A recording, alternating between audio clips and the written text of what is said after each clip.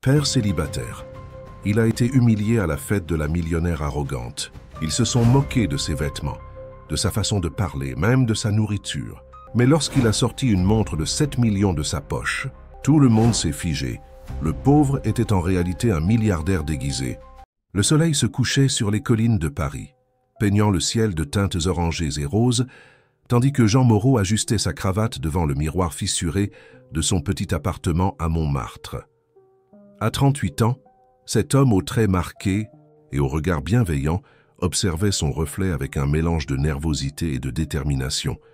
La chemise bleue, achetée en solde 3 ans auparavant, et le pantalon noir étaient ce qu'il avait de mieux dans sa garde-robe. « Papa, tu es très élégant comme ça ?»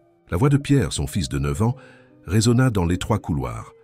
Le garçon apparut à la porte de la chambre, tenant un dessin fait au crayon.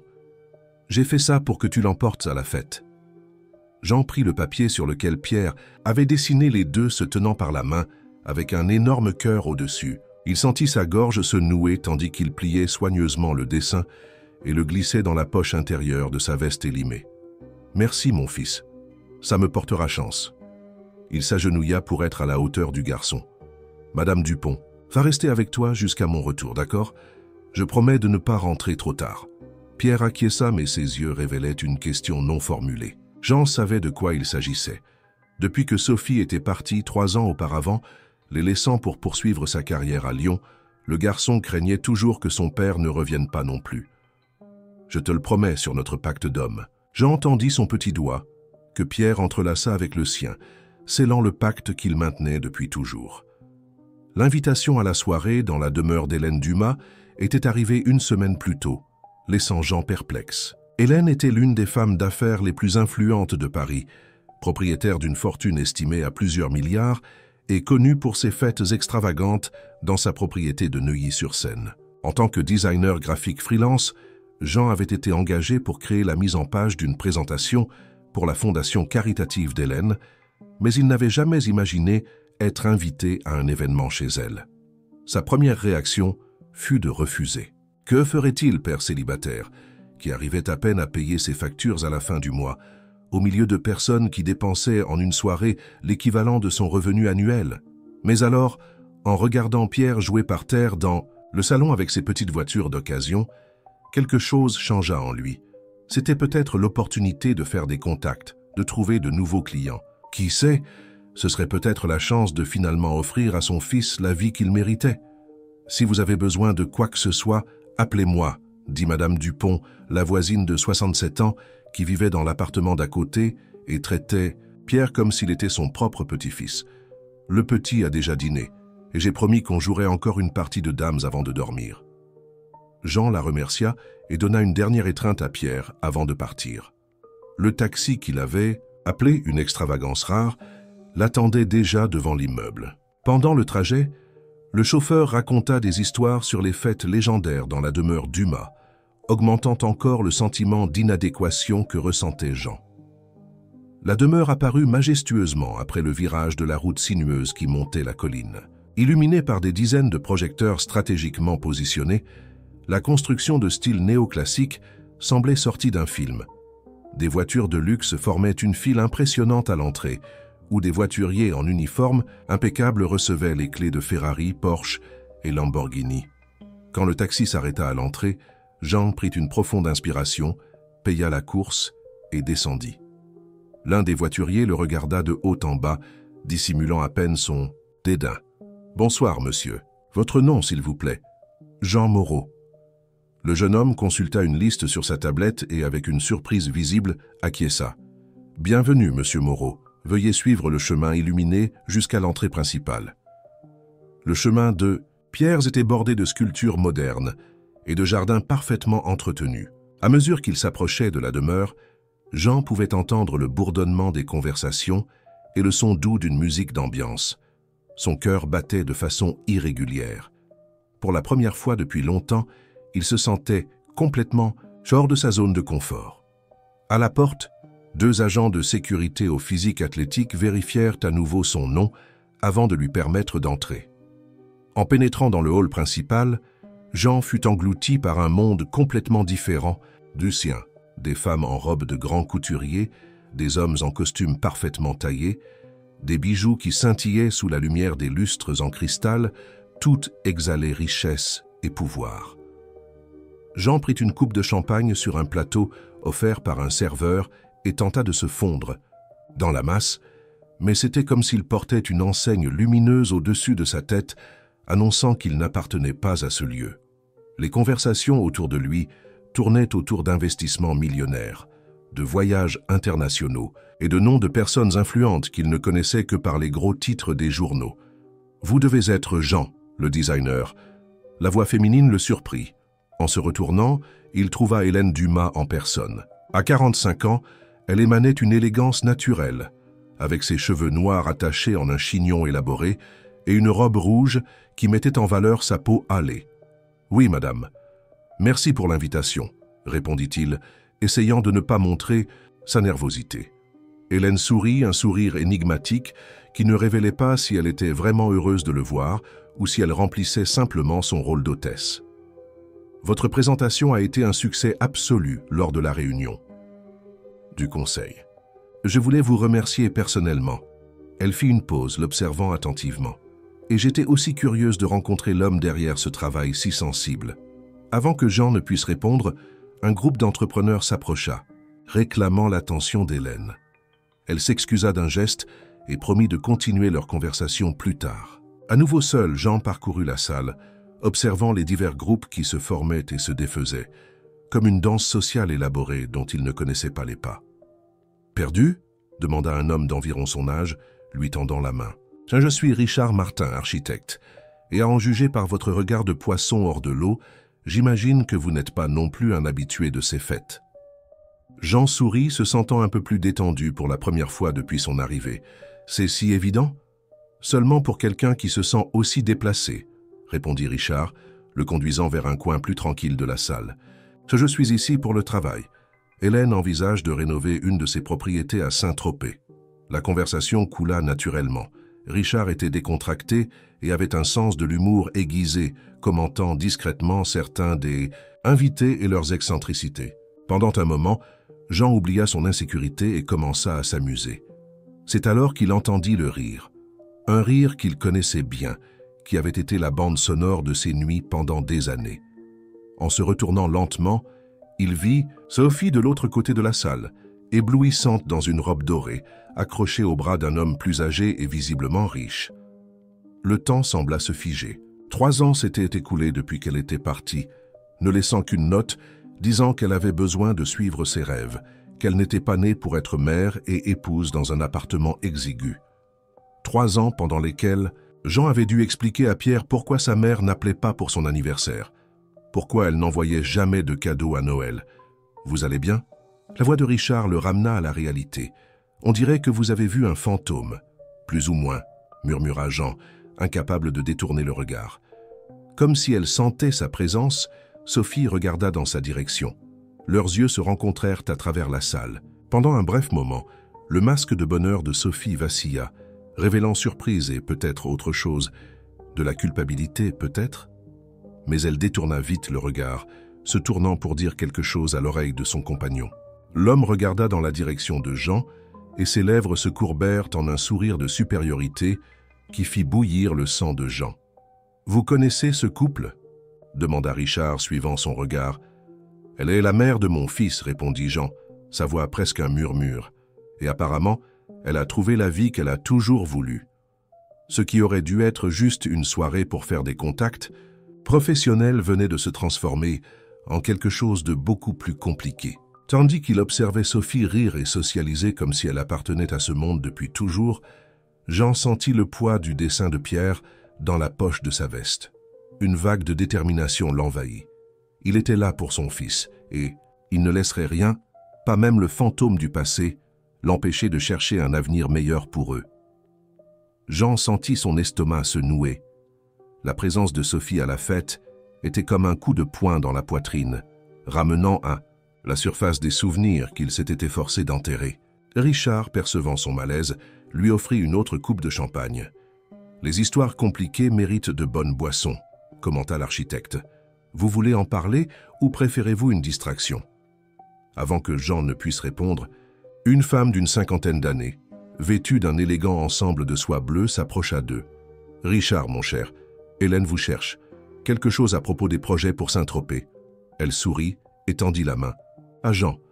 Je suis Béatrice Vernet, amie d'Hélène, et vous devez être le designer de la présentation dont tout le monde parle. » Richard s'excusa et partit, laissant Jean avec Béatrice, qui, à sa surprise, se révéla être une compagnie agréable. Contrairement à d'autres invités, elle semblait sincèrement intéressée par son histoire et par son travail de designer. « Hélène a un talent pour trouver des diamants bruts », commenta Béatrice, tandis qu'il se promenait dans le jardin de la demeure. Elle dit toujours que les meilleures idées viennent rarement des personnes les plus évidentes. Le jardin était un spectacle à part entière. Des éclairages soigneusement positionnés mettaient en valeur des arbres centenaires et un petit étang avec des carpes japonaises reflétait les lumières de la fête. C'était un oasis de tranquillité comparé au brouhaha de la salle. « Vous ne semblez pas appartenir à ce monde », observa Béatrice, avec une franchise qui surprit Jean. « C'est si évident ?» Il sourit, résigné. « Pour qui s'est observé, oui, mais ce n'est pas une critique. » Elle fit une pause. « En fait, c'est rafraîchissant.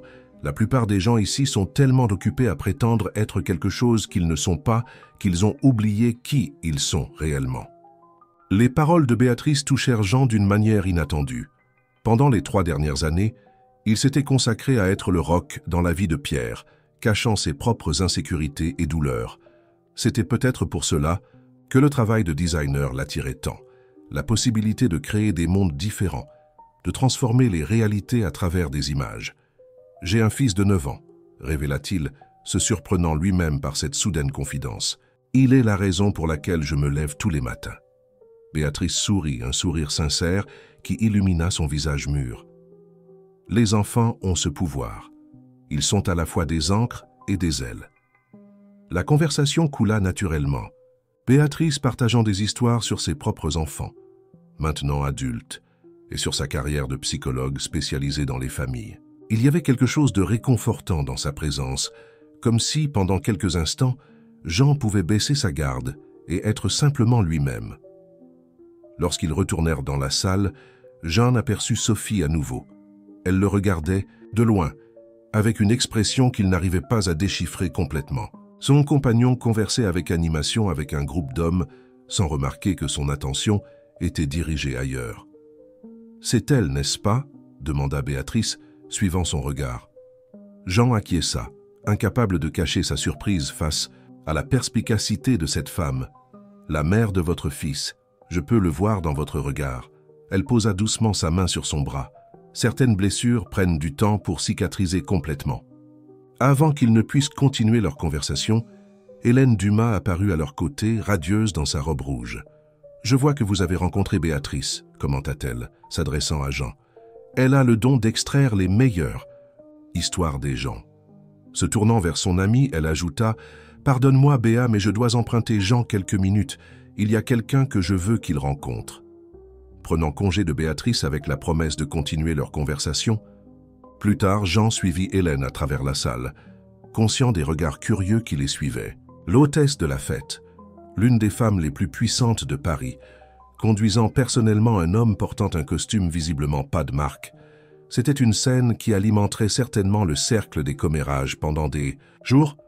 Hélène le guida jusqu'à une terrasse privée qui offrait une vue imprenable sur la ville.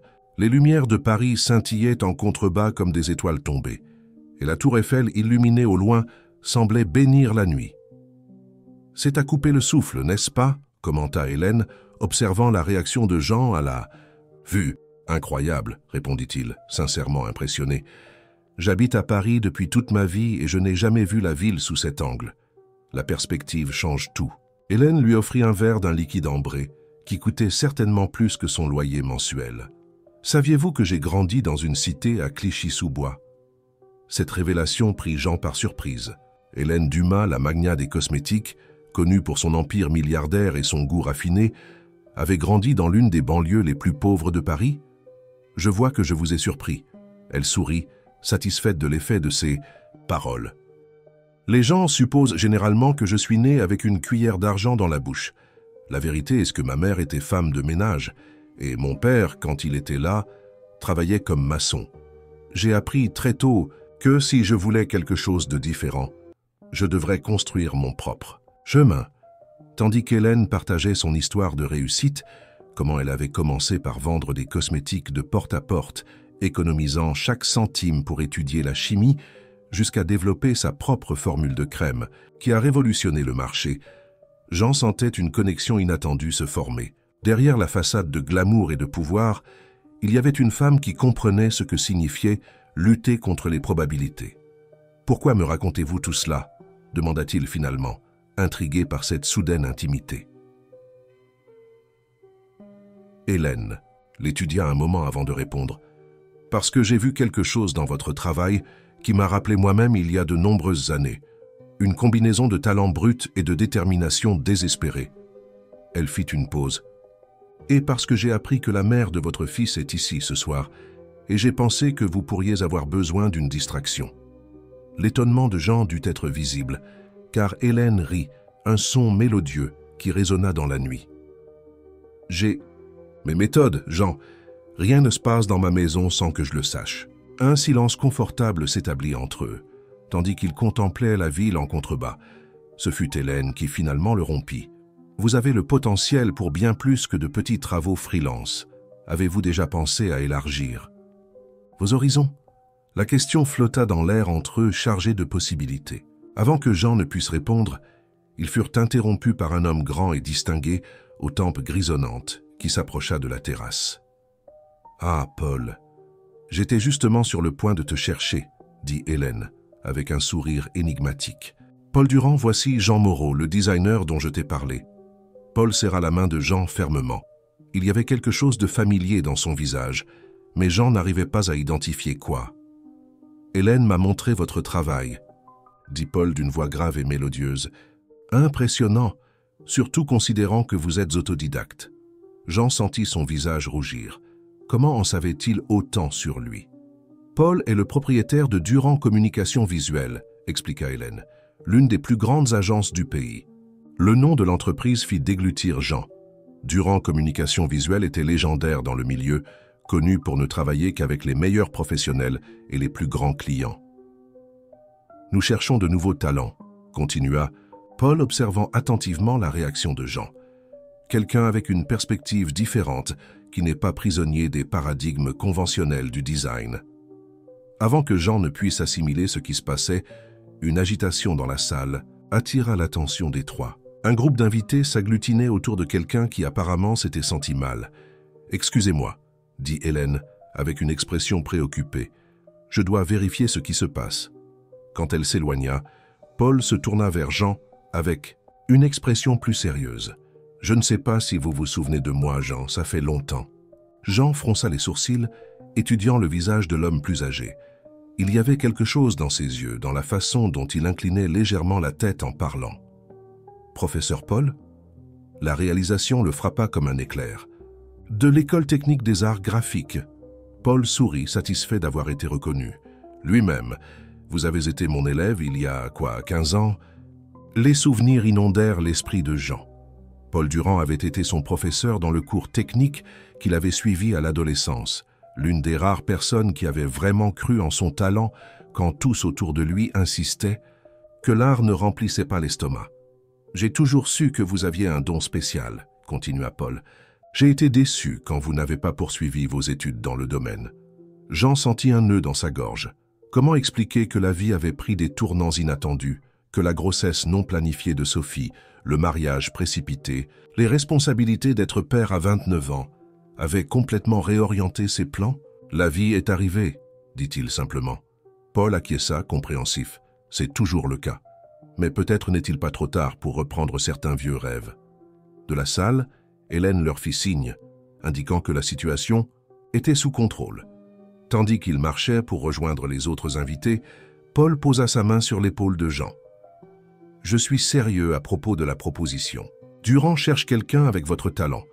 Le salaire serait significativement meilleur que ce que vous gagnez comme freelance. » Jean eut l'impression que le sol s'était dérobé sous ses pieds. Une opportunité comme celle-ci était ce dont il avait rêvé pendant des années, ce qui permettrait de donner à Pierre la vie que le garçon méritait. Mais il y avait aussi un sentiment d'irréalité dans tout cela, comme si c'était trop beau pour être vrai.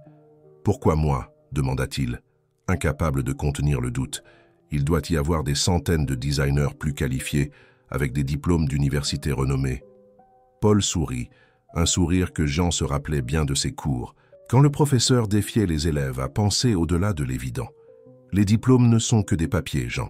Ce que je cherche, c'est le talent brut, la perspective unique et, par-dessus tout, la faim. La faim qui vient de quelqu'un qui sait ce que c'est que de lutter pour chaque opportunité. En retournant dans la salle, Jean remarqua que Sophie l'observait à nouveau. Cette fois, il y avait quelque chose de différent dans son regard, une curiosité intense, presque calculatrice. La vision d'elle, aux côtés de cet homme riche, le regardant avec cette expression, fit ressentir à Jean une pointe d'amertume. Elle était partie à la recherche d'une vie de luxe, le laissant élever leur fils seul. Et maintenant, le voyant converser avec Hélène Dumas et Paul Durand, elle semblait soudainement intéressée par son existence à nouveau. La soirée avait pris un tournant complètement inattendu. Entre les retrouvailles du passé et les portes, potentielles vers l'avenir, Jean se sentait comme s'il était à un carrefour. Et au centre de tout, la pensée de Pierre dormant tranquillement dans le petit appartement à Montmartre, inconscient des bouleversements qui pourraient complètement changer leur vie. La fête continuait autour de lui, mais Jean remarquait à peine. Son esprit était divisé entre la proposition inattendue de Paul et la présence troublante de Sophie. Il décida qu'il avait besoin d'air frais et se dirigea vers l'une des terrasses latérales, moins fréquentées par les invités. La terrasse offrait une vue tout aussi spectaculaire sur la ville, avec l'océan sombre en arrière-plan, ponctué par les lumières des bateaux ancrés dans la Seine. S'appuyant sur la balustrade de marbre, Jean respira profondément, essayant d'organiser ses pensées. « J'ai toujours su que tu irais loin », dit une voix féminine derrière lui, une voix qu'il aurait reconnue n'importe où, même après 3 ans de silence. Jean se retourna lentement. Sophie se tenait à quelques pas de distance, toujours éblouissante dans sa robe dorée, mais maintenant sans la compagnie de l'homme, plus âgé. La lumière de la lune soulignait ses traits délicats, les mêmes que Pierre avait hérités.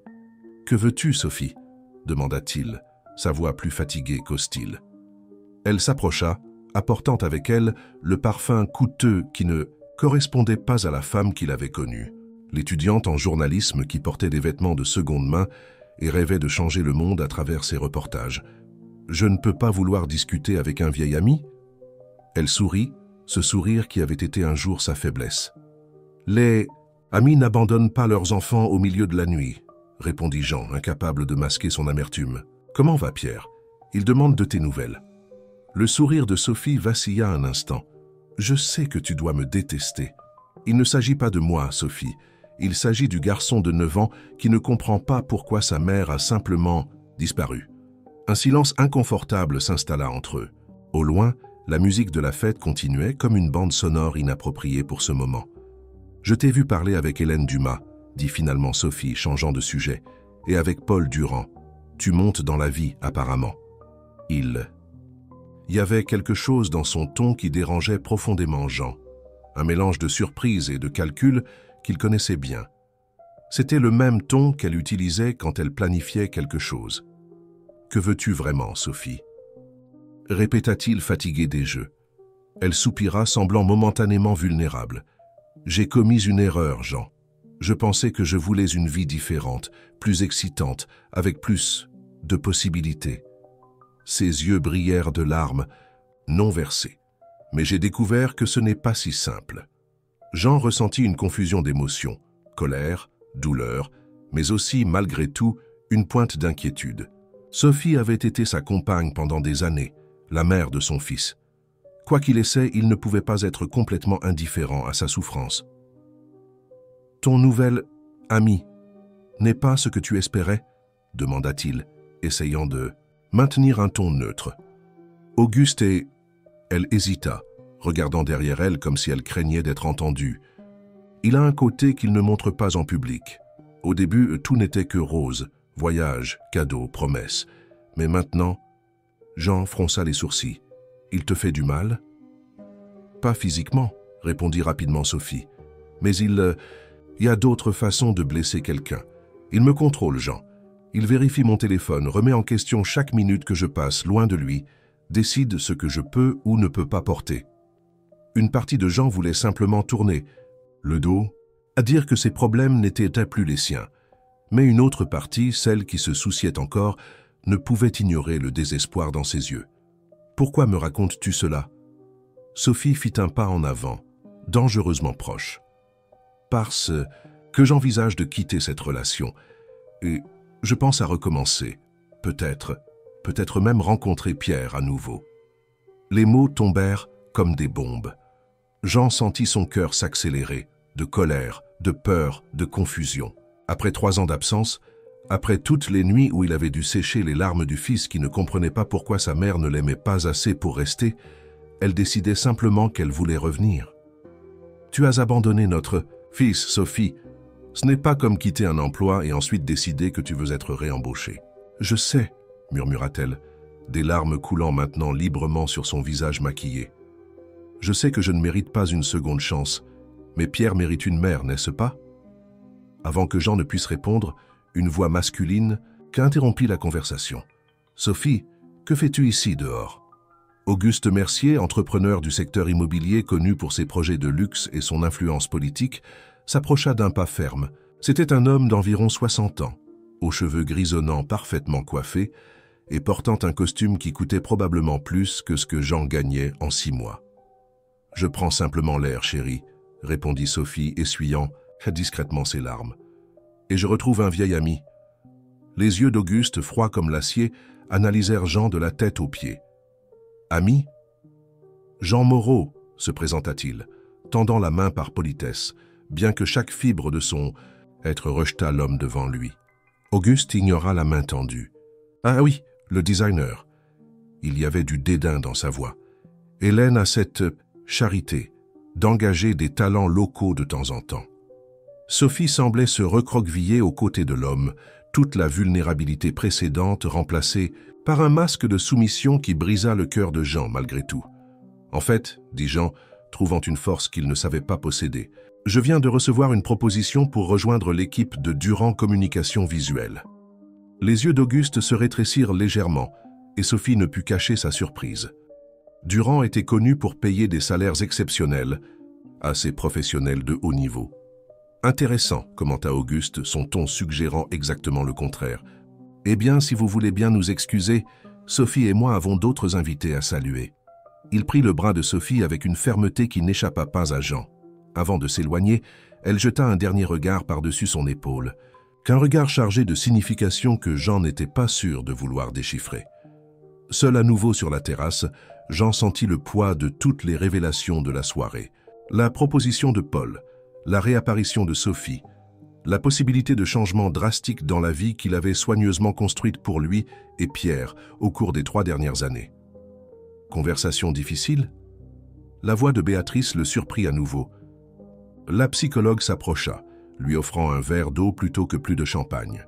« J'ai pensé que vous pourriez avoir besoin de cela plus que d'alcool maintenant. » Jean accepta l'eau avec gratitude, réalisant seulement alors combien sa gorge était sèche. « Merci, » murmura-t-il. « Je crois que je suis un peu dépassé par tout cela. » Béatrice s'appuya sur la balustrade à côté de lui, son regard compréhensif n'exigeant pas d'explication, mais ouvert à les entendre s'il voulait. « Partagez.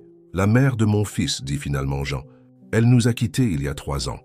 Et maintenant, soudainement, elle pense à recommencer, à connaître Pierre à nouveau. » Il fit des guillemets en l'air, incapable de cacher l'ironie amère. « Et comment vous sentez-vous à ce sujet ?» demanda Béatrice, avec le ton doux mais direct qu'elle utilisait probablement dans ses séances de thérapie. Confus, en colère, effrayé. Jean passa sa main dans ses cheveux. « J'ai construit une vie pour nous deux après son départ. Ce n'était pas facile, mais nous y sommes arrivés. Pierre a finalement cessé de pleurer toutes les nuits en l'appelant. Et maintenant, vous craignez qu'elle puisse le blesser à nouveau, » compléta Béatrice, non comme une question, mais comme une constatation.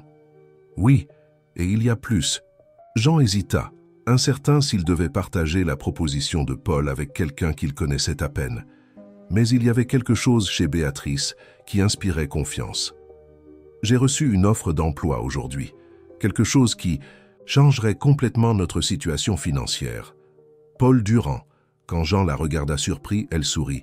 Hélène me l'a dit, elle a un talent pour unir les personnes et les opportunités. Je ne sais pas quoi faire, confessa.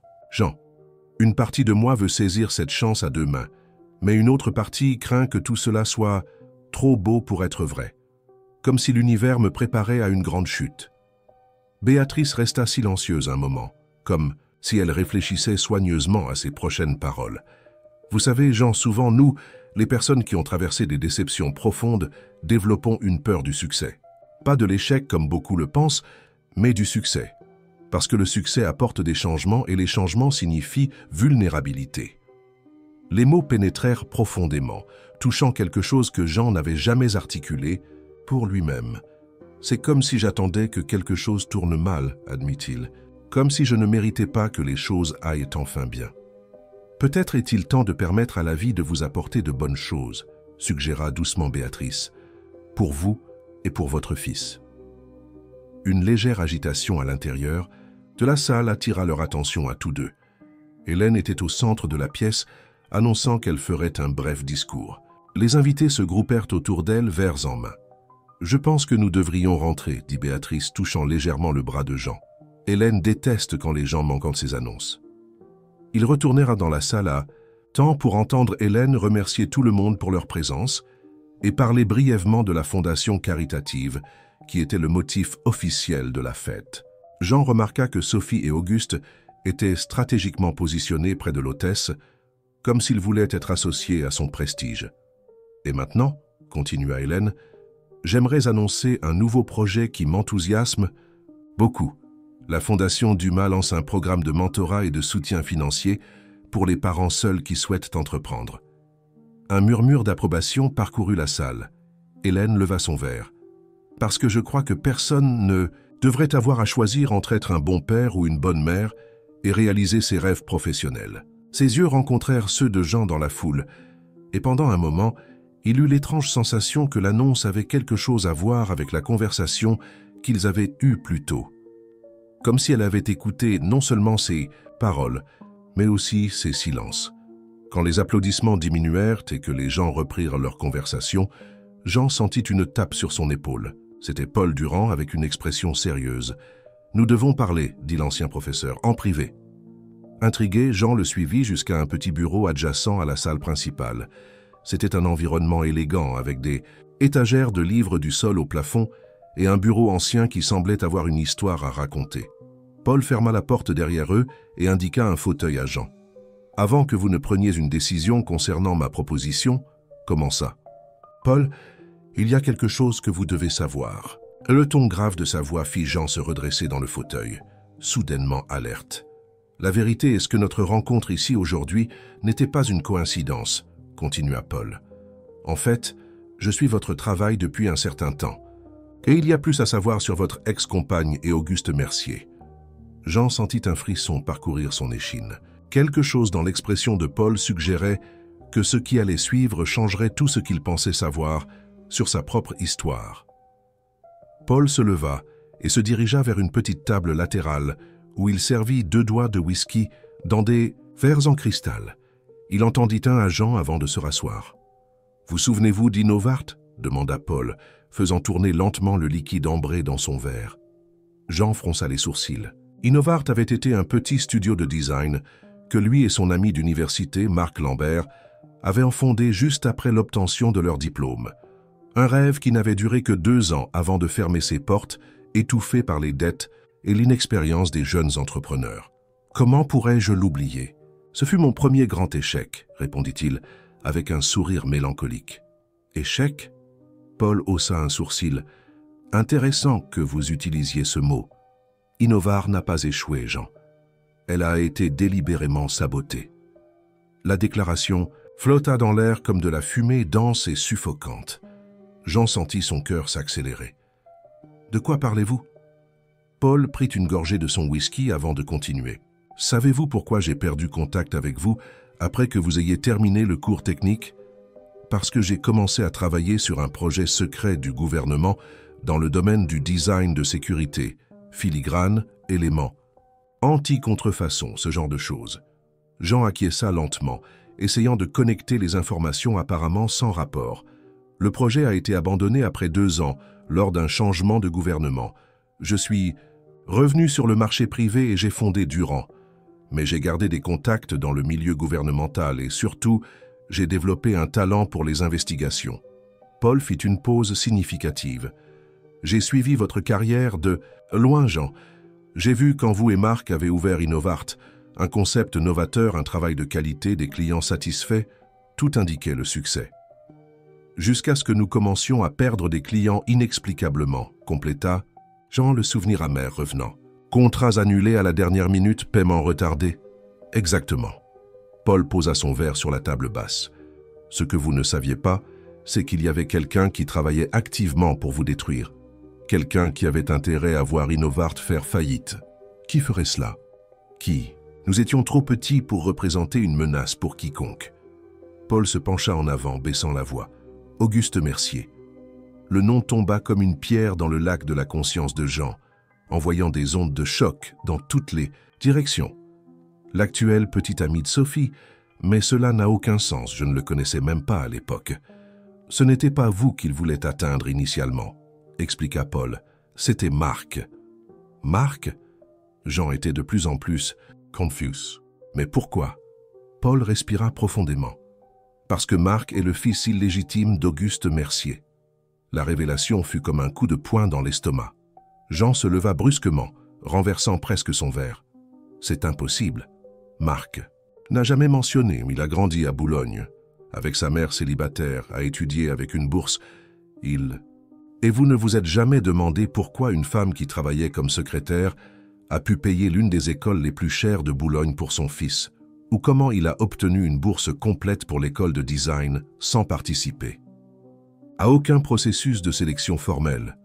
Les pièces commençaient à s'assembler de manière troublante. Marc avait toujours été réservé concernant sa vie familiale, ne mentionnant que vaguement un père absent.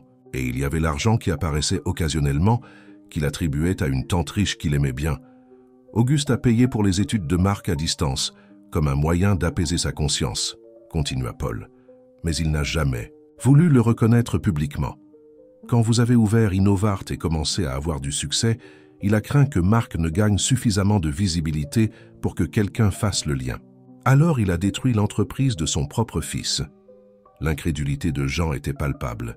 C'est un homme qui a construit un empire basé sur les apparences, Jean. Sa réputation de patriarche d'une famille traditionnelle est fondamentale pour ses affaires et ses connexions politiques. Un enfant hors mariage serait un scandale. Jean se laissa retomber dans le fauteuil, essayant de traiter toutes ces informations. Mais comment savez-vous tout cela? Et quel rapport Sophie a-t-elle avec cette histoire? Paul soupira.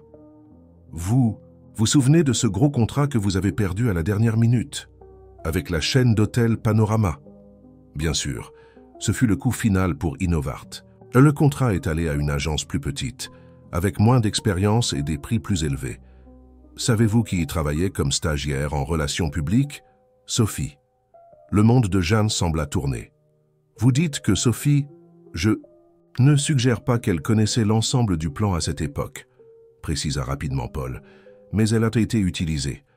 Auguste l'a rencontrée dans cette agence et, découvrant sa connexion avec vous, et par extension avec Marc, il a vu une opportunité.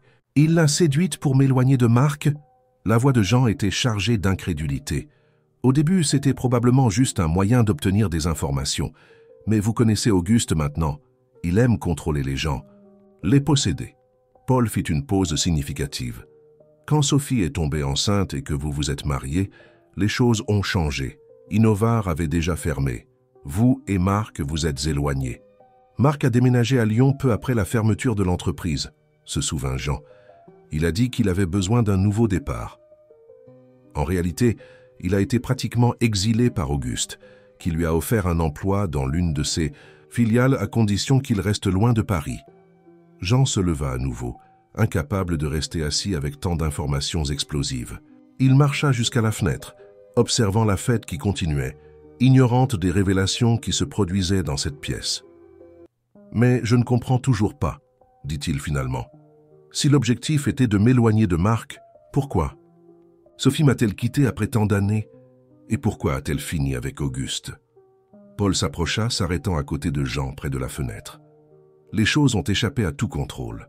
Sophie a commencé à poser des questions, à remarquer des incohérences dans l'histoire. Et selon mes sources, elle a découvert certains documents compromettants liés aux affaires d'Auguste. Des documents qu'il croyait être en sécurité dans son coffre-fort. Quel genre de documents? Paul hésita. Le genre qui pourrait le ruiner s'il devenait public. Pas seulement la question de marque, mais des irrégularités dans ses affaires immobilières, des pots de vin à des inspecteurs, le package complet. Et elle l'a fait chanter? Jean essayait de comprendre la logique de la situation. Pas exactement. Je pense qu'elle a vu une opportunité de sortir d'une vie qui ne la satisfaisait plus. Vous avez dit qu'elle avait toujours rêvé d'être journaliste, de changer le monde? Eh bien, une femme ambitieuse comme elle, avec accès à des informations de ce calibre, elle nous a abandonnés pour le pouvoir qu'elle aurait sur lui, conclut Jean, ressentant un nouveau type d'amertume. Ce n'était pas seulement lui et Pierre que Sophie avait jeté, mais toute une vie qui ne correspondait pas à ses ambitions. Mais le jeu a tourné, continua Paul. Auguste est plus intelligent et a plus de ressources qu'elle ne l'imaginait. Au lieu de céder au chantage implicite, il l'a attirée dans son monde, l'a rendue dépendante du style de vie qu'il pouvait lui offrir. Et maintenant, il la contrôle, compléta Jean, se rappelant la façon dont Auguste avait tenu le bras de Sophie, la peur dans ses yeux. Exactement, une prison dorée. Paul retourna à la table et prit un dossier que Jean n'avait pas remarqué avant. Mais il y a autre chose, quelque chose que j'ai découvert récemment et qui m'a fait contacter Hélène pour organiser cette rencontre. Remit le dossier à Jean, qui l'ouvrit d'une main tremblante. À l'intérieur, il y avait une série de documents légaux et quelques photographies. Les premières pages semblaient être des relevés bancaires. Auguste a transféré de grosses sommes vers des comptes offshore ces derniers mois, expliqua Paul, et il liquide discrètement ses actifs en France, mais de façon constante. Il prévoit de fuir le pays ou simplement de transférer son centre d'opération, ce qui nous amène à la question la plus importante. Paul pointa l'une des photographies. Elle montrait Sophie dans un cabinet médical, parlant avec un homme en blouse blanche.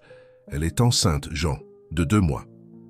La nouvelle fut comme une douche froide. Jean se sentit soudainement épuisé, comme si le poids de toutes les révélations l'atteignait enfin complètement. Et vous pensez qu'Auguste prévoit de l'emmener à l'étranger, avec le bébé? C'est une possibilité réelle, surtout considérant qu'elle possède toujours ses documents quelque part. Il ne les a jamais trouvés. Jean regarda à nouveau la fête à travers la fenêtre. Il vit Sophie discuter avec un groupe de femmes, sa main inconsciemment posée sur son ventre encore plat. Auguste l'observait de loin, comme un faucon surveillant, sa proie. « Mais quel rapport tout cela a-t-il avec moi maintenant ?» demanda finalement Jean. « Pourquoi me raconter tout cela ?» Paul posa une main sur son épaule. « Parce que Marc m'a récemment contacté. Il a découvert la vérité sur son père et sur la fermeture d'Innovart. Et il a un plan pour récupérer ce qui a été perdu, pas seulement l'entreprise, mais aussi un peu de justice. » Quel plan? Un projet de design innovant, combinant technologie de pointe et esthétique révolutionnaire. Le type de projet qui mettrait n'importe quel studio sur la carte mondiale. Paul fit une pause significative. Et il vous veut comme partenaire, le talent créatif derrière le concept.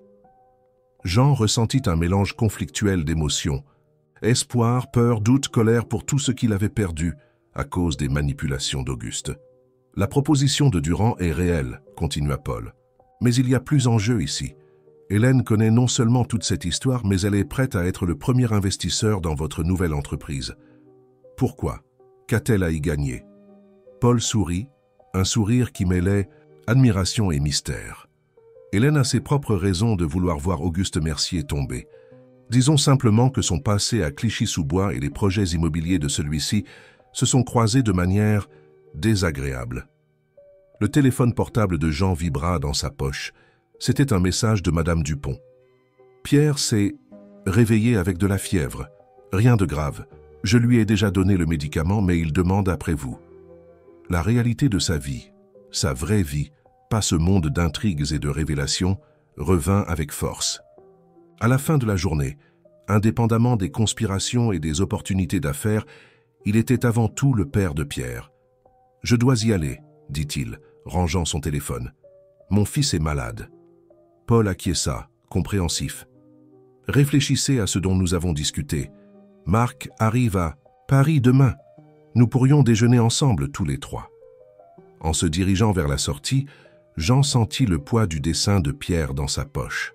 Tant de révélations en une seule soirée, tant de possibilités et de dangers. Et au centre, de tout, la responsabilité envers son fils, la seule constante dans un monde qui semblait changer à chaque minute. « Une dernière chose, » dit Paul, alors que Jean était déjà à la porte. « Méfiez-vous de Sophie. Elle est désespérée et comme vous le savez bien, les personnes désespérées sont imprévisibles. » Jean acquiesça gravement avant de sortir dans la nuit parisienne, portant avec lui non seulement l'inquiétude pour son fils fiévreux, mais aussi le fardeau de vérité longtemps enterré qui menaçait maintenant de transformer complètement sa vie. Le trajet en taxi de retour vers Montmartre sembla durer une éternité. Jean gardait son téléphone à la main, vérifiant constamment s'il y avait de nouveaux messages de Madame Dupont concernant l'état de Pierre. Paris nocturne défilait par la fenêtre comme une traînée de lumières et d'ombres, reflétant le tourbillon dans son esprit. Quand il arriva enfin au petit immeuble de 3 étages sans ascenseur, il monta les marches 2 par 2. Madame Dupont ouvrit la porte avant même qu'il ne frappe, comme si elle attendait anxieusement son retour. « Comment va-t-il » demanda Jean, encore essoufflé par la montée rapide. « La fièvre a baissé » répondit la dame, son visage ridé affichant une préoccupation maternelle. « Mais il est agité, il parle dans son sommeil. » Jean entra rapidement dans la chambre qu'il partageait avec son fils. Pierre était enroulé dans les couvertures, le visage encore rougi par la fièvre récente, mais endormi. Jean toucha son front. Il était plus frais, signe que le médicament avait fait effet. « Papa » murmura Pierre, sans ouvrir complètement les yeux. « Je suis là, mon fils. » Jean s'assit au bord du lit, caressant les cheveux du garçon. « Comment te sens-tu »« J'ai vu maman dans mon rêve, » dit Pierre, sa voix enfantine enrouée par le sommeil. Elle était triste. Jean sentit une douleur dans sa poitrine. Même après 3 ans, Sophie habitait encore les rêves de son fils.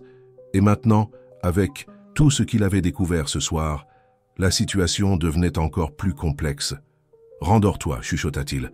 Demain tu iras mieux. » Quand Pierre se rendormit, Jean sortit dans le petit salon, où Madame Dupont l'attendait avec une tasse de thé. « Vous avez l'air d'avoir vu un fantôme. »« Mon garçon ?» commenta la vieille dame, lui tendant la boisson chaude. Jean accepta le thé avec gratitude. « Quelque chose comme ça, » répondit-il vaguement. C'était si terrible cette fête des riches. Madame Dupont avait la capacité de lire les gens comme peu de personnes. La fête en elle-même n'était pas le problème. Jean hésita, incertain de ce qu'il devait partager. « J'ai rencontré des personnes de mon passé et j'ai reçu une proposition d'emploi qui pourrait changer notre vie. » Les yeux de la dame s'illuminèrent. « C'est merveilleux, Jean. Vous méritez une telle opportunité. Vous travaillez si dur pour ce petit... » « J'ai aussi vu Sophie là-bas, » ajouta-t-il, observant le changement immédiat dans l'expression de Madame Dupont. La vieille dame fronça les sourcils. Elle avait été témoin de la souffrance de Pierre et Jean après l'abandon de Sophie. C'était elle qui avait tenu Pierre durant de nombreuses nuits de pleurs, pendant que Jean travaillait sur des projets de design jusqu'à tard pour compenser les factures en retard. « Que voulait-elle » demanda-t-elle, sans cacher sa désapprobation. Elle dit qu'elle veut connaître Pierre à nouveau. Jean prit une gorgée de thé, sentant la chaleur de la boisson contraster avec le froid qui s'était installé dans sa poitrine.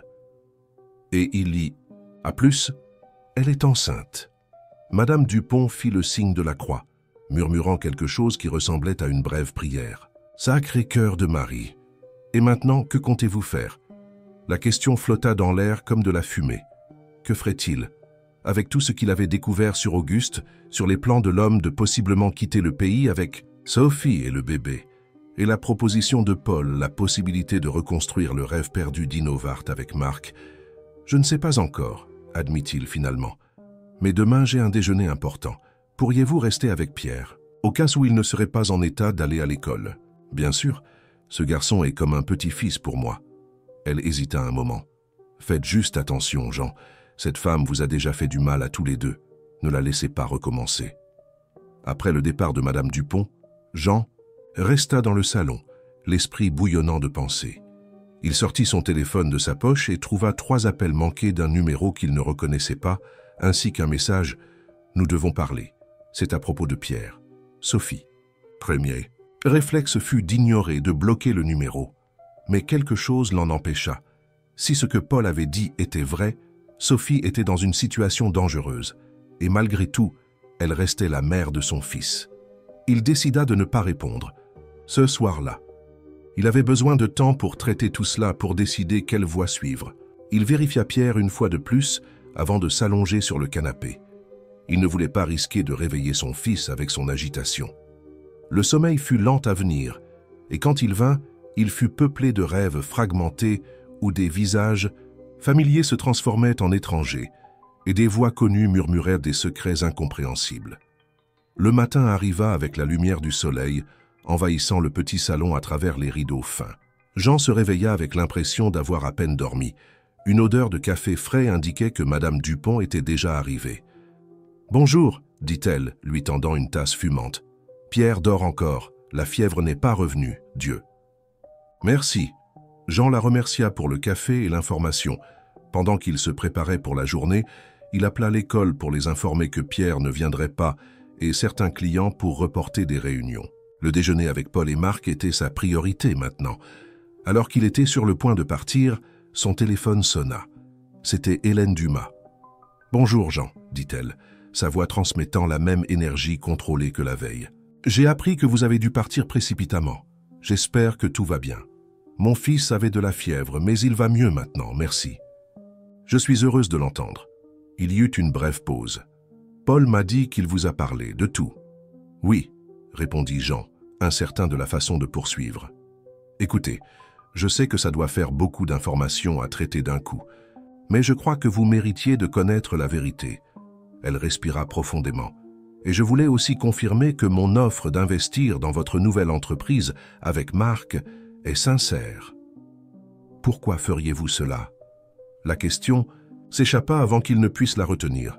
« Vous me connaissez à peine. » Hélène rit doucement. « Disons que j'ai un bon œil pour les talents sous-estimés. » Et aussi, sa voix prit un ton plus sérieux.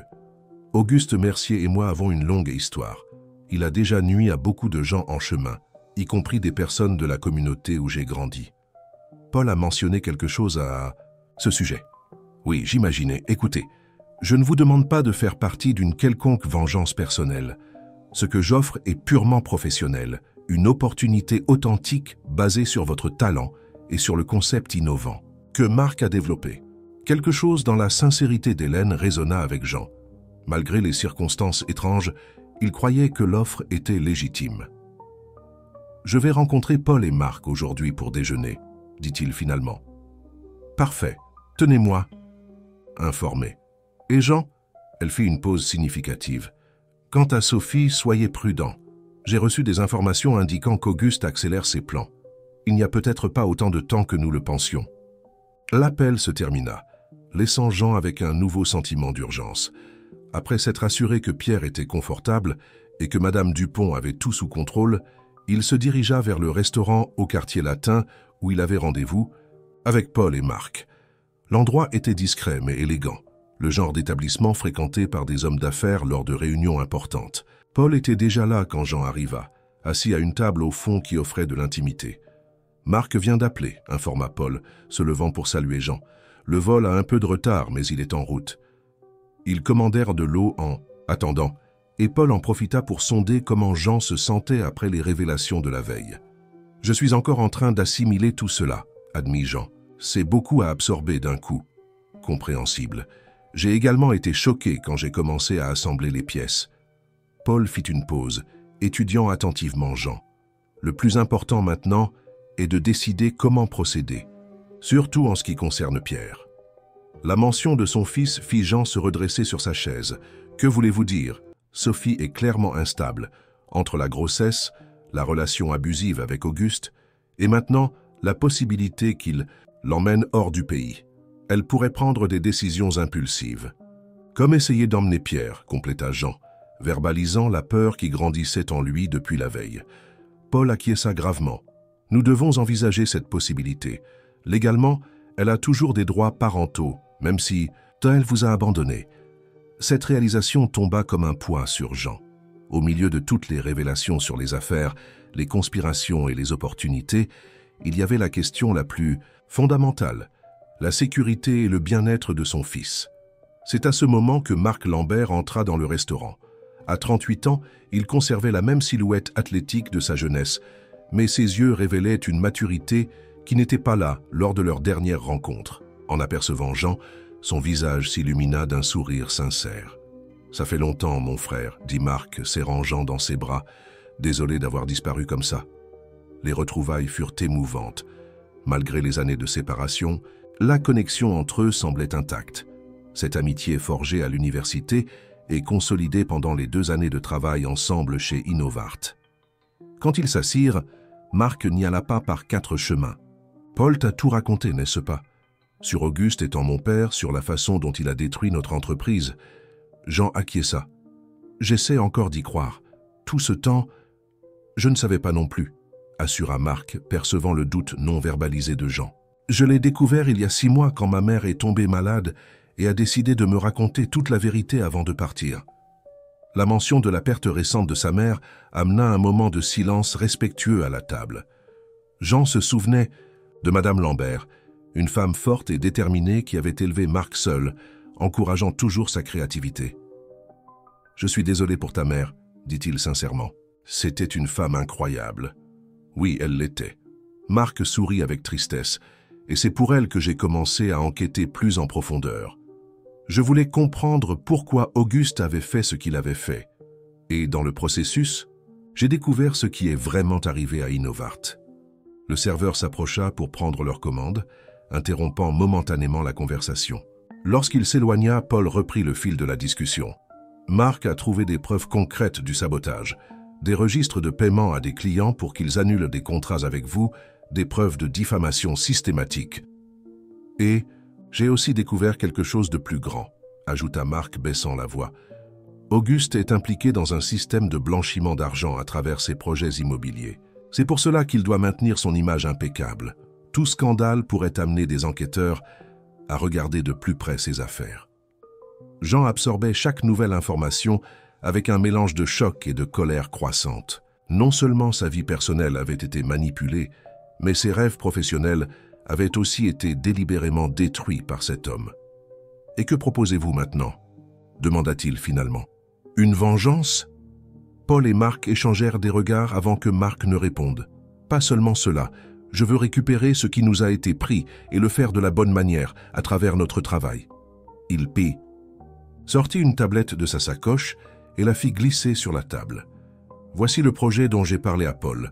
J'y travaille depuis 2 ans. » Jean alluma la tablette et trouva une présentation intitulée « Projet Phénix ». En parcourant les diapositives, ses yeux s'écarquillèrent devant la vision audacieuse que Marc avait développée, une plateforme révolutionnaire qui combinait design interactif, réalité augmentée et intelligence artificielle pour créer des expériences immersives pour les utilisateurs. « C'est incroyable », murmura-t-il sincèrement impressionné. « C'est des années en avance sur tout ce qui existe sur le marché. » « Et ce n'est que le début, » répondit Marc, animé par la réaction positive. « Avec ton talent pour le design visuel et mon expertise en programmation, nous pouvons transformer cela en réalité. Hélène a déjà accepté d'être notre premier investisseur et Paul a offert de l'espace dans l'un des étages du bâtiment de Durand pour commencer. » La proposition était tentante. Plus que tentante, c'était le genre d'opportunité qui se présente une fois dans une vie. Mais Jean avait encore des réserves. Et pour Sophie et Pierre, comment cela affecte-t-il cette situation? L'expression de Marc devint sérieuse. Sophie est en danger, Jean. Auguste a découvert qu'elle possède toujours ces documents compromettants. Il ne va pas simplement l'emmener à l'étranger. Il prévoit quoi? Insista Jean, sentant un frisson parcourir son échine. Paul intervint. Nous avons des raisons de croire qu'il a l'intention de s'assurer qu'elle ne pourra jamais utiliser ces documents contre lui, de façon permanente. La signification implicite dans les paroles de Paul était claire et terrifiante. Aussi compliquée que soit son histoire avec Sophie, l'idée qu'elle puisse être en danger réel laissa Jean profondément troublé. « Nous devons agir rapidement », continua Marc, pas seulement pour nos rêves professionnels, mais aussi pour empêcher Auguste de causer plus de dommages, à Sophie, au bébé qu'elle porte, et potentiellement à Pierre aussi. La mention de son fils ramena Jean à la réalité la plus immédiate. Son téléphone vibra avec un message. C'était Madame Dupont. « Sophie est ici, elle veut voir Pierre. Que dois-je faire ?» Le monde semblait tourner autour de Jean. Le carrefour où il se trouvait maintenant ne concernait pas seulement les affaires ou les opportunités professionnelles. Il s'agissait de vie, de famille, de protection et de danger. Et il devait décider de son prochain mouvement immédiatement. « Je dois y aller. » Jean se leva brusquement, montrant le message à Paul et Marc. « Sophie est dans mon appartement. »« Je viens avec toi, » dit Marc immédiatement, se levant aussi. Paul acquiesça. « Je m'occupe de l'addition. Allez-y vite et tenez-moi informé. » Le trajet du quartier latin à Montmartre sembla interminable, même avec le taxi avançant aussi vite que la circulation parisienne le permettait. Jean essaya d'appeler Madame Dupont plusieurs fois, mais les appels allaient directement sur la messagerie. « Elle n'éteint jamais son téléphone, » murmura-t-il, l'inquiétude grandissant à chaque minute. « Jamais. » Marc posa une main sur son épaule. « Gardons notre calme. Peut-être que la batterie est morte ou qu'elle est occupée avec Pierre et Sophie. » Mais l'expression de Marc trahissait ses propres inquiétudes. Après tout ce qu'ils avaient découvert sur Auguste, toute situation impliquant Sophie portait maintenant un élément de danger potentiel. Quand ils arrivèrent enfin à l'immeuble, Jean monta les escaliers en courant, Marc juste derrière. « Lui !» La porte de l'appartement était déverrouillée, un mauvais signe, car Madame Dupont était méticuleuse concernant la sécurité. « Pierre, Madame Dupont ?» appela Jean, entrant précipitamment. Il trouva Sophie assise sur le canapé du salon, avec Pierre à ses côtés. Le garçon semblait confus mais pas effrayé. Madame Dupont était dans la petite cuisine américaine, préparant du thé avec des mains visiblement tremblantes. « Papa !» s'exclama Pierre, courant pour embrasser son père. « Regarde qui est venu me rendre visite. » Jean serra son fils fort dans ses bras, ses yeux fixés sur Sophie. Elle semblait différente de la veille, plus pâle, avec des cernes profonds et un regard qui mêlait désespoir et détermination. « Que fais-tu ici ?» demanda Jean, gardant sa voix contrôlée à cause de Pierre. Sophie se leva lentement. « J'avais besoin de vous voir, de te parler, et à lui. » Elle regarda Pierre avec une expression que Jean n'arrivait pas à déchiffrer complètement. Il y avait de la nostalgie, mais aussi quelque chose d'autre, quelque chose d'urgent. Marc entra dans le salon à ce moment, et Sophie fit un pas en arrière, surprise. « Marc, qu'est-ce que tu… » Elle s'arrêta soudainement alerte, comme si elle réalisait des implications qu'elle n'avait pas considérées auparavant. « Tu sais, vous savez tous les deux. »« Pierre, » dit Jean se tournant vers son fils, « pourquoi n'irais-tu pas dans la chambre avec Madame Dupont? Elle va te lire cette histoire que tu aimes pendant que je parle avec ta mère. » Pierre hésita, son regard allant de Jean à Sophie. « Mais elle vient juste d'arriver. Elle m'a apporté un cadeau. » Ce n'est qu'à ce moment que Jean remarqua le petit paquet emballé dans les mains de son fils. Un cadeau. Après 3 ans d'absence, Sophie réapparaissait avec un cadeau, comme si cela pouvait compenser tout le reste. Madame Dupont, percevant la tension dans l'air, s'approcha de Pierre. « Viens, mon petit, allons voir ce nouveau livre de dinosaures que ton père a acheté. Après, tu nous montreras le cadeau que tu as reçu. » Au soulagement de Jean, Pierre accepta d'aller avec la vieille, dame bien qu'à contre-cœur. Quand la porte de la chambre se ferma, il se tourna vers Sophie. « Parle vite, que veux-tu ?»« De l'aide, » répondit-elle, sa voix presque un murmure. « Je suis en danger, Jean, et notre fils pourrait l'être aussi. »« Notre fils ?» L'amertume était évidente dans sa voix. « Tu as perdu le droit de l'appeler ainsi quand tu l'as abandonné au milieu de la nuit. »« Je sais, je sais. » Des larmes commencèrent à couler sur le visage de Sophie. « Il n'y a pas d'excuse pour ce que j'ai fait, mais maintenant ce n'est pas à propos de moi, c'est à propos de sa sécurité. » Marc, qui jusqu'alors observait, en silence s'approcha. « Auguste a découvert que tu possèdes toujours les documents, n'est-ce pas ?» Sophie acquiesça, essuyant ses larmes du revers de la main. « Hier soir, après la fête, il était furieux parce qu'il m'a vu parler avec toi, Jean. Il a commencé à fouiller dans mes affaires, cherchant quelque chose. Quand je l'ai questionné, il a perdu le contrôle. Elle releva la manche de son chemisier, révélant des hématomes sur le bras, des marques de doigts, comme si quelqu'un l'avait tenue avec une force extrême. Il a dit que ce n'était plus seulement à propos des documents. Il a dit que toi, elle pointe à Marc, tu étais de retour à Paris et que ce n'était pas une coïncidence. Il a mentionné un projet, quelque chose à propos de récupérer ce qui a été perdu. Marc et Jean échangèrent des regards inquiets. Comment Auguste pouvait-il savoir à propos du projet Phénix? Il a quelqu'un chez Durand, continua Sophie, comme si elle lisait dans leurs pensées. Quelqu'un qui le tient informé des mouvements de Paul. Et il sait pour Hélène, pour l'investissement. « Pourquoi devrions-nous te croire ?» demanda Jean, la méfiance encore évidente dans sa voix. « Après tout, parce que je suis enceinte, » répondit-elle, plaçant instinctivement sa main sur son ventre. « Et parce que malgré toutes mes erreurs, je n'ai jamais voulu que Pierre soit blessé. Il est la seule chose bonne et pure que j'ai jamais faite dans ma vie. » Il y avait une sincérité dans sa voix qu'il était difficile d'ignorer. Jean sentit sa résolution vaciller légèrement. « Qu'est-ce qu'Auguste prévoit de faire exactement ?» demanda Marc, maintenant la conversation focalisée. « Il a des passeports falsifiés, des billets pour Dubaï la semaine prochaine. » Sophie respira profondément, comme si elle rassemblait son courage. « Et ce n'est pas tout. Je l'ai entendu au téléphone parlant d'éliminer les complications avant de partir. Il a mentionné Pierre. » Un frisson parcourut l'échine de Jean. « Il a menacé mon fils ?» Pas directement, mais la façon dont il en a parlé, Sophie frissonna visiblement. « Je pense qu'il voit Pierre comme une connexion potentielle entre toi et moi, quelque chose qui pourrait me faire hésiter à suivre ses plans. Et tu connais Auguste maintenant. Il élimine tout obstacle sur son chemin. » Marc commença à faire les 100 pas dans la pièce, pensif. Cela explique pourquoi il a accéléré ses plans. Il a dû réaliser que nous sommes en train de nous mobiliser, que nous avons un projet qui pourrait non seulement revitaliser Innovart, mais aussi exposer ses activités illicites. « Où sont les documents, Sophie ?» demanda Jean, allant droit au but. Elle hésita un moment. « Dans un endroit sûr. Il n'est pas prudent que je dise exactement où, mais je peux y accéder quand nécessaire. »« Et qu'attends-tu de nous ?» La méfiance de Jean était toujours palpable.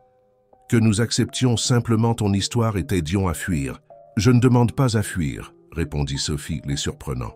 « Je demande votre aide pour exposer Auguste, pour utiliser ces documents et enfin le tenir responsable de tout ce qu'il a fait, à vous, à moi, à tant d'autres personnes. » La proposition flotta dans l'air pendant quelques instants. Il y avait un risque évident, mais aussi une opportunité, pas seulement de justice personnelle, mais de protéger Pierre et potentiellement beaucoup d'autres personnes qu'Auguste pourrait nuire à l'avenir. « Pourquoi maintenant ?» demanda finalement Jean. « Pourquoi ne pas l'avoir fait avant ?» Sophie s'assit à nouveau, semblant soudainement épuisée. Peur, lâcheté, ambition, un peu de tout. Au début, je pensais que je pourrais utiliser les documents pour me garantir une vie confortable. Puis, quand j'ai réalisé qui était vraiment Auguste, j'étais déjà prise dans une toile dont je ne pouvais pas m'échapper. Elle regarda directement dans les yeux de Jean. La grossesse a tout changé. Elle m'a fait penser à Pierre, à comment je l'ai abandonné, à comment j'ai échoué en tant que mère. Je ne veux pas commettre la même erreur 2 fois. 1. Silence chargé s'établit dans le petit salon.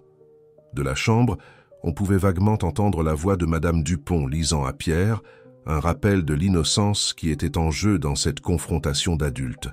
« Supposons que nous te croyions, » dit finalement Marc. « Que proposes-tu exactement ?»« Les documents sont la clé, » répondit Sophie. « Ils contiennent des preuves de blanchiment d'argent, de pots de vin à des inspecteurs municipaux et même des registres d'intimidation de petits propriétaires qui ont refusé de vendre des terrains pour ces projets.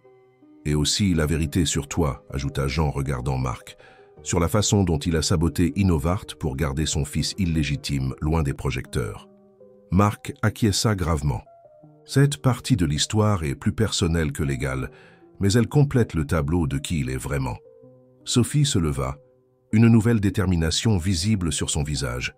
« J'ai un contact au parquet, quelqu'un qui enquête sur Auguste, depuis des années, mais qui n'a jamais eu suffisamment de preuves pour ouvrir une affaire formelle contre lui. »« Pourquoi ferions-nous confiance à ce contact ?»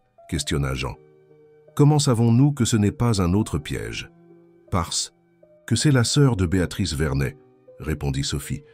L'amie d'Hélène qui a discuté avec toi à la fête hier soir. La révélation surprit Jean. Béatrice, la psychologue gentille qui l'avait réconfortée à la fête, avait une sœur procureure, et Hélène le savait. Soudainement, les connexions semblaient de plus profondes, plus planifiées qu'il ne l'avait imaginé. Initialement, cela semble trop commode, commenta-t-il, la méfiance revenant, comme si tous conspiraient autour de moi pendant que je restais ignorant. Ce n'est pas une conspiration, Jean, répondit Marc. C'est un réseau de personnes qui ont été lésées par Auguste de différentes manières et qui ont finalement trouvé les unes les autres. Le téléphone de Sophie vibra. Elle le vérifia et pâlit visiblement. C'est lui. Il veut savoir où je suis. Ses doigts tremblaient. Sur l'écran. Que dois-je répondre? Rien pour l'instant, dit Marc, réfléchissant rapidement. Combien de temps avons-nous avant qu'il ne se méfie? 1 heure, peut-être moins. Il pense que je suis allé chez le médecin pour un contrôle de la grossesse. Jeanne alla à la fenêtre, observant la rue en contrebas, vérifiant s'il y avait une voiture suspecte ou des personnes surveillant l'immeuble. Son esprit travaillait furieusement, essayant d'évaluer les risques et les possibilités. Pierre est la priorité, dit-il finalement, se tournant vers les 2 autres. Peu. Importe ce que nous décidons de faire à propos d'Auguste et des documents, mon fils doit être en sécurité. Je suis d'accord, dit Sophie, et la sincérité dans sa voix fit Jean hésiter dans sa méfiance. Peut-être pourrait-il rester avec Madame Dupont ailleurs pendant quelques jours, jusqu'à ce que nous résolvions cela? Ma mère avait une maison à Sèvres, suggéra Marc. Elle est vide depuis qu'elle est partie. Elle est discrète, dans un quartier tranquille, et personne ne l'associerait à notre cercle. L'idée avait du mérite. Jean considéra un moment, pesant le pour et le contre d'envoyer Pierre loin. D'un côté, le garder éloigné du centre de la tempête semblait prudent. De l'autre, l'idée de se séparer de son fils, même temporairement, était douloureuse. « Et pour les documents ?» demanda-t-il, revenant à la question centrale. « Quand pouvons-nous y accéder et les remettre à ce contact au parquet ?» Sophie consulta sa montre. « Ils sont dans un coffre à la banque. Je peux aller les chercher maintenant, pendant que vous organisez un endroit sûr pour Pierre. »« Non, » dit Jean fermement. « Nous ne nous séparons pas. C'est exactement ce qu'Auguste attendrait, et cela nous rendrait des cibles plus faciles individuellement. » « Ça a raison, » approuva Marc. « Nous devons rester ensemble, et nous avons besoin de renforts. » Il prit son téléphone et appela Paul, expliquant rapidement la situation. Après une brève conversation, il raccrocha avec une expression plus confiante. Paul arrive avec 2 agents de sécurité de confiance de chez Durand. Hélène a également été informée et mobilise ses propres ressources. Jean acquiesça, reconnaissant pour ce soutien, mais encore incertain quant au plan complet. Il alla dans la chambre pour vérifier Pierre, le trouvant somnolent sur les genoux de Madame Dupont, qui tenait encore le livre de dinosaures. « Comment va-t-il » chuchota-t-il. « Il s'est endormi il y a peu », répondit la vieille dame, caressant les cheveux du garçon. « La fièvre n'est pas revenue, Dieu merci. » Jean, elle hésita, l'inquiétude évidente sur son visage ridé. « Que se passe-t-il? Cette femme ?»« C'est compliqué, Madame Dupont. » Jean s'agenouilla à côté du lit. « Mais j'ai besoin de vous. Demandez une énorme faveur. Pierre doit rester dans un endroit sûr pendant quelques jours. Pourriez-vous l'accompagner ?» La vieille dame n'hésita pas une seconde. Bien sûr, où qu'il faille aller. Le soulagement que Jean ressentit fut immense. Madame Dupont était comme de la famille, la seule personne à part lui-même à qui il confierait la sécurité de Pierre. Quand il retourna au salon, il trouva Sophie et Marc penchés sur une carte de la ville sur la tablette, discutant d'itinéraires et de stratégies. La scène le frappa avec une étrange sensation de déjà-vu. Combien de fois, à l'époque d'Innovart, s'étaient-ils penchés ensemble sur des projets, planifiant, rêvant? Mais maintenant, ils ne créaient pas des designs ou des stratégies de marketing. Ils planifiaient comment survivre à une menace réelle, comment protéger un enfant innocent, comment exposer un homme puissant et dangereux. « Nous avons un plan, » dit Marc, regardant Jean. « Mais tu dois approuver chaque partie. C'est risqué, et cela implique de faire confiance à Sophie. » Jean regarda la mère de son fils, la femme qu'il avait abandonnée et qui avait brisé le cœur de Pierre, mais qui semblait maintenant sincèrement repentante et déterminée à faire ce qui est juste. Pouvait-il lui faire confiance? Le devait-il? La décision qu'il prendrait maintenant n'affecterait pas seulement son avenir professionnel ou ses sentiments personnels.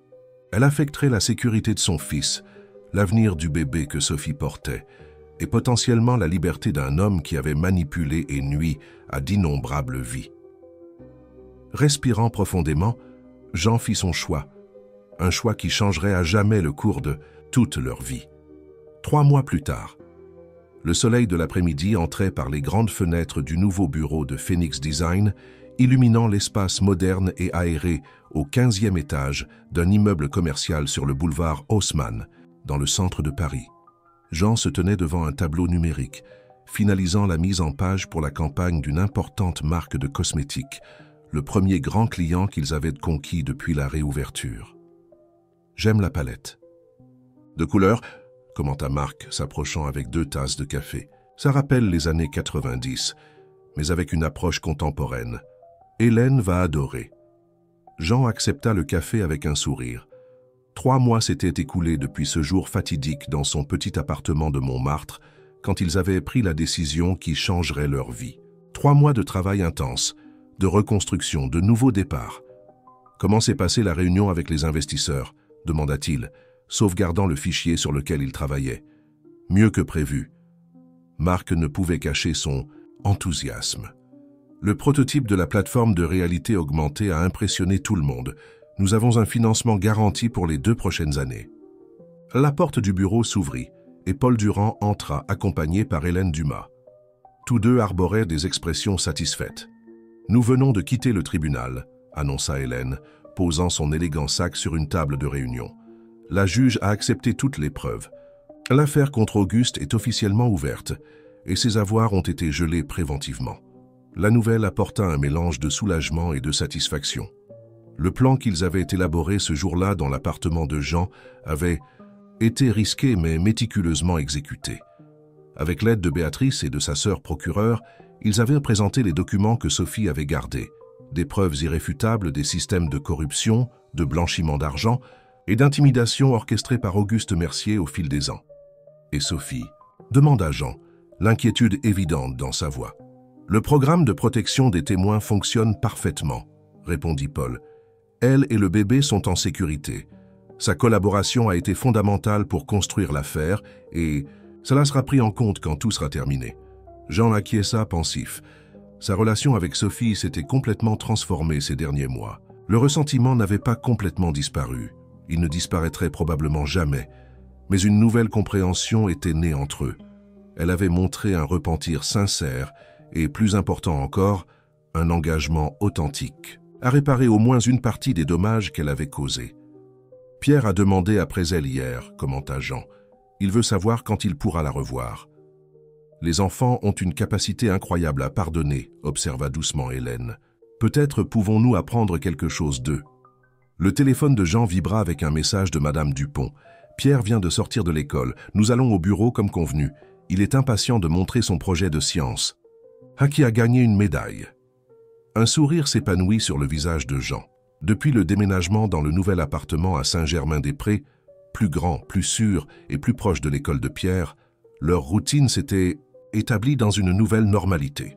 Madame Dupont continuait d'être une présence constante et aimée dans la vie du garçon, maintenant officiellement employée comme gouvernante et avec sa propre chambre dans leur nouveau foyer. Préparons la salle de conférence pour la présentation. Du jeune scientifique, suggéra Marc, qui était devenu une sorte d'oncle pour Pierre ces derniers mois. Il mérite un public adéquat pour sa médaille d'or. Tandis que les autres se dirigeaient vers la salle de conférence, Jean resta un moment près de la fenêtre, contemplant la vue panoramique de Paris.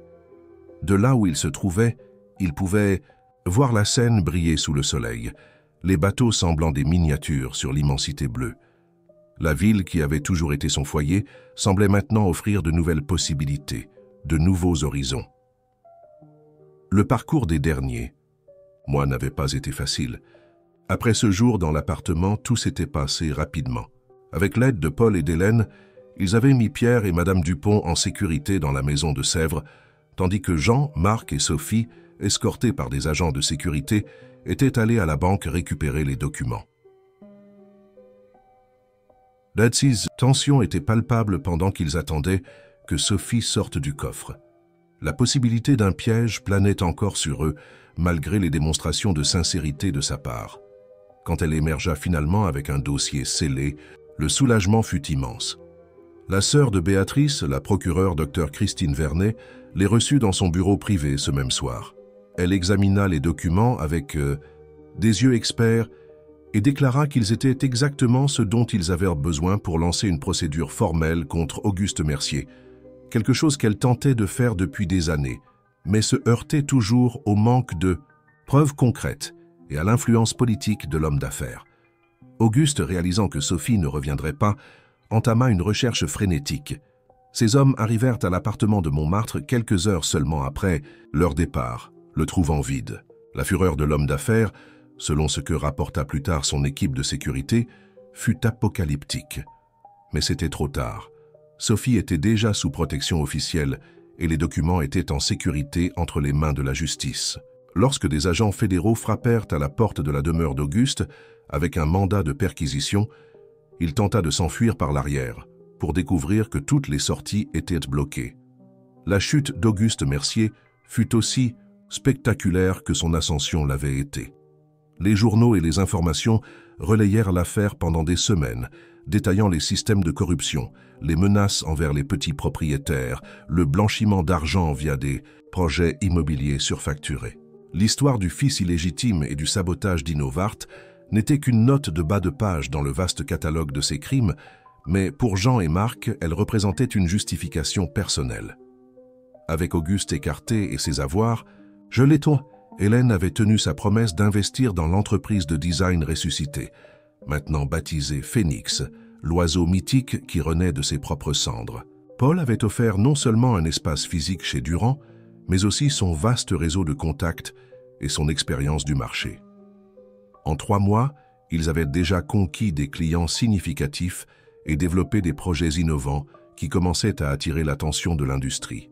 Le concept de marque pour une plateforme de réalité augmentée se concrétisait avec une équipe talentueuse de programmeurs et de designers travaillant sous sa direction.